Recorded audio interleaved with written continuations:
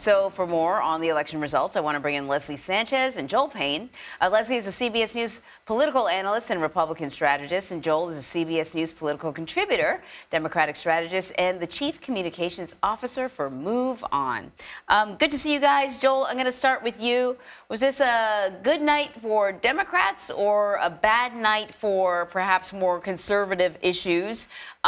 What do you think any of this says about the president's most recent sagging poll numbers?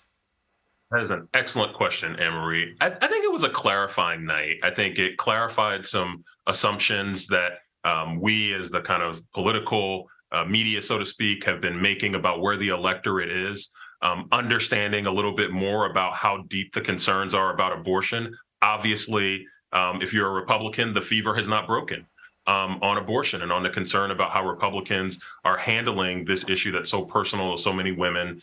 It's very clear every time this issue is in front of voters, voters say, we do not like what has happened in the wake of Roe v. Wade being overturned, and we do not trust Republicans to adjudicate our abortion policies nationally and locally, and that's clear. And one number that, and I pointed this out on the broadcast last night, Anne-Marie, I'll point out here, there was a number in our exit poll that showed that 39% of Ohio voters were angry related to the issue of abortion. And I said it last night, angry knocks on doors, angry raises money, angry stands in lines for hours to vote.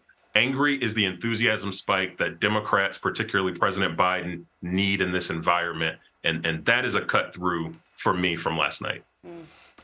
Leslie, I'm looking back at a New Yorker article from November of 2021, and the headline is Glenn Youngkin's victory is a warning for Democrats.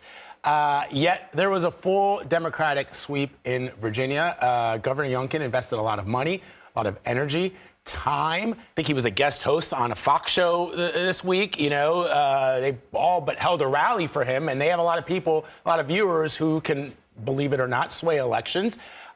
Is this outcome then a rebuff of, and we say moderate Republicans when we talk about Glenn Youngkin, but that's moderate in 2023. Right. 10 years ago, this guy is a hard right Republican. Vlad, there's so much to unpack in what you said. You're 100% right. I think there's still, you know, it's too soon to write the eulogy here in terms of the political prowess of Governor Youngkin.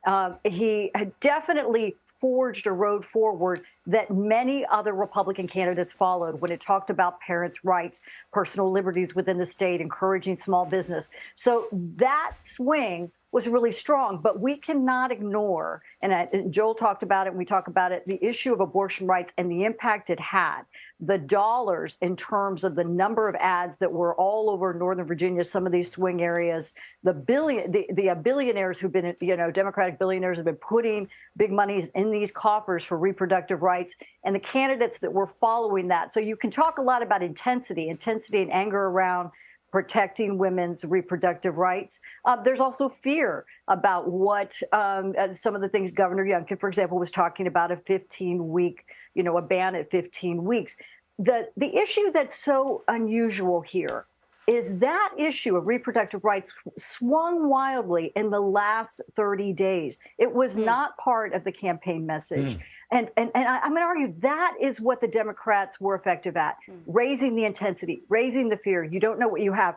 And I would argue that for Republicans to do well, there needs to be, one, more female candidates. Female candidates did pretty well yesterday, or they're still, you know, kind of up in the air. They don't know yet if they've won, but it's a toss-up. But two, they need more time to come up with cogent solutions that are respectful on both sides of this issue. And I think, you know, it's tone deaf. And the only person who's really doing it well, I think, on a national platform and jumping ahead is Nikki Haley. She's at least thoughtful on this issue. And that's where Republicans need to lean in. Yeah, Joel, you know, I think that, you know, Leslie's right in that there's a lot of outside money sort of being poured into these states in regards to the issue of abortion. But you can correct me if I'm wrong, Joel, but it almost seemed like some of these Democratic candidates like Bashir, they kind of didn't have to talk about it because the Republican messaging was clearly not to the voters' liking. And so all the Democrats had to basically do was sort of sit back and let the Republicans do their work for them. I don't know if this is the sort of thing that can extend all the way to the 2024 election. Yeah, Anne-Marie, it's a good point. I mean, Leslie talked about Governor Youngkin in Virginia. Glenn Youngkin has staked his entire political reputation on finding the center, finding the middle ground on abortion, and he was wrong. It's very clear. At least he's wrong now, right? I'm not a fan of permanent conclusions on nights like this or on weeks like this, but I think it's pretty clear that the verdict is in, and he's wrong on it. Also, I think something. And this might be a controversial take.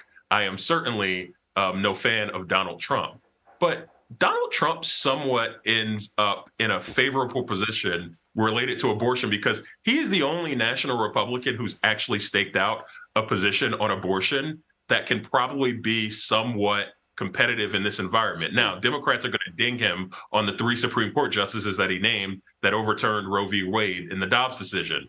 But he's also been very cagey on the issue, which suggests that he understands how wrought the environment is on abortion. All the other Republican candidates have run far to the right on abortion. Even Nikki Haley, to a certain extent, run to the right on the issue. Donald Trump has actually given himself wiggle room and flexibility that I'm interested to see how it plays out in this primary cycle. Yeah, I mean, he's the kind of candidate who wants his cake, and he wants to be able to say, I put 3 conservative justices, they overturned Roe v. Wade, but hey, we should not put in these bans that a lot of Republican governors and legislatures. I don't know if he would actually say those words because, he would, precisely because of what you're saying. Right, it would be very, very cagey. But speaking of former President Trump, Leslie, I thought it was interesting that Chris Christie, I mean, we know Chris Christie has been on the attack of the former president of late, but he says Daniel Cameron, who was a sort of a golden child in the Republican Party. There were a lot of people who had a lot of aspirations for him, but then he threw in, Cameron did his lot with former President Trump. The president endorsed him, Mitch McConnell endorsed him, and he lost big. Andy Beshear just barely won his last election. He didn't squeak by this time around. So do you agree with the assessment that, as a lot of Republicans are finally waking up to understand, the former president's endorsement might be an albatross around the necks of some, especially in states where these issues matter most? It came down in past elections to quality of the candidate, but certainly we also understood that Donald Trump did not have long coattails. He may have been able to open some dollars, but that was still limited that we saw historically in terms of really flooding these campaigns and these candidates. I think that, again, it's going back to the statewide issue. Trump does not have that significant pull that people hoped within the party, but he's still going to dominate. And one of the reasons he does dominate is because you know where he stands, whether we talk about the reproductive right issue, he may like this candidate. He's not equivocating on that. And people like that authenticity. I'm in the field right now and I still hear about it. At least, he speaks his mind. It's refreshing to them when they're very confused about these candidates. So with respect to that, I don't think it has the pull that Republicans hoped it would. All right, Leslie Sanchez, Joel Payne, always great to talk with you both. Thank you very much. We'll have much more on the GOP debate on a special edition of America Decides starting at 5 Eastern, and we'll have post-debate coverage for you starting at 10 p.m. Eastern right here on CBS.